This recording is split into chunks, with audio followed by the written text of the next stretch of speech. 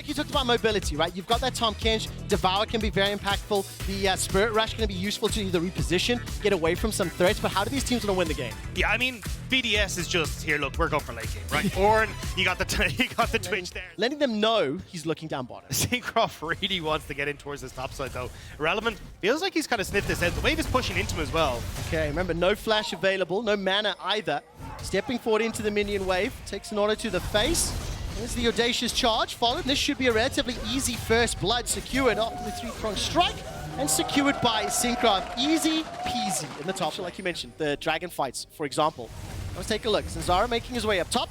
The Impale, the Flash, it is available. Irrelevant, got that Glacial Prison. Flash away.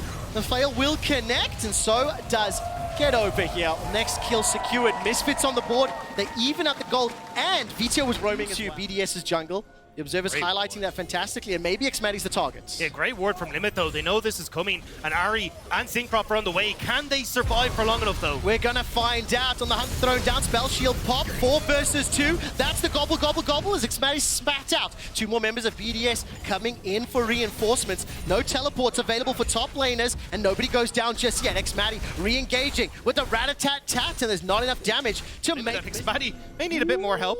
Ooh, I held my breath for a brief moment. Zanzarah may run into Limit here. Crystal Slash comes out. Impales on cooldown. It was used in the bottom. Cinkrof knocks him back with the ulti. xMatty flashes the wall. Mersa follows. So does Neon. Knocked up into the air by the Fisher. And Neon gets another. That's advantage, Misfits. Yeah, it looks like we want Ahri, so that then you can find these great 5v5s. This will work out so beautifully. I mean, really, really good turnaround off this, conceding that first blood. First dragon secured, going to this time around though, on time for the Herald, ready to challenge. It doesn't look like BDS are close enough just yet, but they may start this fight here, Dagda.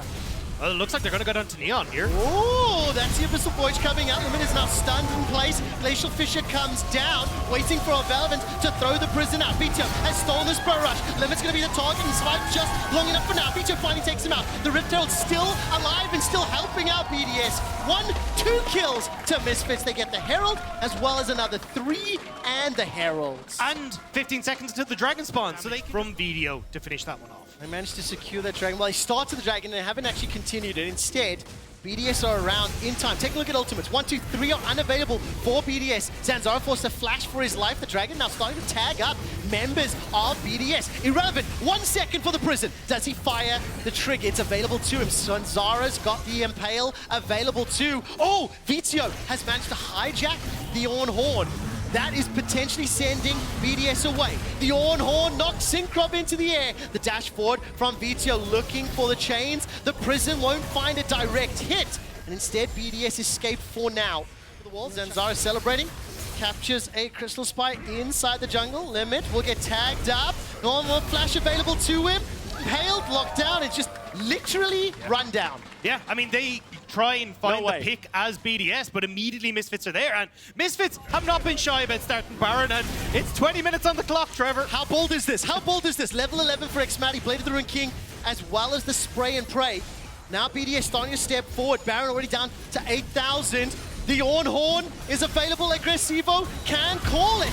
Is not going to be locked up in place. Dashes forward, 3-man knockup. Cinkrof sends them flying. xMatty is exhausted and Spray and Pray's not doing a huge hell of a lot. Agresivoo not going to find anything with the Ornn Horn. So far, both junglers are down. NuclearInt will follow immediately. Next target will be Agresivoo, and Irrelevant stays alive. They peeled from the Baron. They got the kills, and now they're showing the bounty gold, plus the gold that you'll get for the kill. So in fact, Vetheo has a bounty of 700 if he gets killed. This game is becoming nearly unwinnable. I mean, there's always a Twitch, but the thing is, with Braum, with Skarner, with Sejuani, look at all of these initiation tools as well as a Sivir running up behind. There's so much to deal with. There is the Impale, managing to catch up xMatty. He flashes away to his life. They turn the fight. Is this the caster curse of doom? NuclearInt gets himself a kill into Mersa, and now all of a sudden the target is irrelevant. Zanzarah is running, dancing back and forth. Save the target. How the hell did Vetheo pick that up? He's got 1-for-1. With xMatty down, there's not enough damage to follow, and Misfits get away by the skin of their teeth. How is that a 1-for-1? Agresivoo wants to try and find more. Vetheo is on the wrong side of town, but this is probably a fight he actually wants to take. Fight! Vetheo is going to have backup from Neon in just a moment. Orb Deception thrown out. Knock up into the air from Agresivoo. There's the Skarner. Dagda as well. Chain Lash comes down. Agresivoo flashes for his life. He stuck around. It cost him his flash. And BDS... Why that big damage from xMatty was nearly able to turn it around. I really feel like GibsOvers want to look for a replay, but there's another setup here. Misfits, get them a tent. Get them some s'mores, because right now they are just camping in BDS's jungle. They've started off Baron once more. Dagda, what do you make of this? Spray and Pray's available for xMatty. He's making his way forwards. Yeah, I mean, they're in a great spot here. This choke is going to do so much work for Neon Sivir, the AoE damage. Beyond the heart, the prison comes out! Everybody's flying for BDS, and Misfits are running BDS through the meat grinder. 1, 2, 3, 4, and 5 to follow. That was a near flawless ace. This is where Sivir thrives at the moment with her rework. The AoE damage from her spells, from the bouncing blades, from everything is perfect in those chokes. And unfortunately, BDS were part of a demonstration they didn't want to be there. Man, oh, that was just... This is a near flawless siege to take down the tower, to take down the inhibs. Limit once again taken out. Misfits are just going fishing and catching catfish after catfish after catfish. Yeah, it turns out when you have to start QSS, you're not exactly going to be the tankiest of catfish. And there he goes, Zanzarah! Zanzarah! NuclearInt! Zanzarah finds the impale.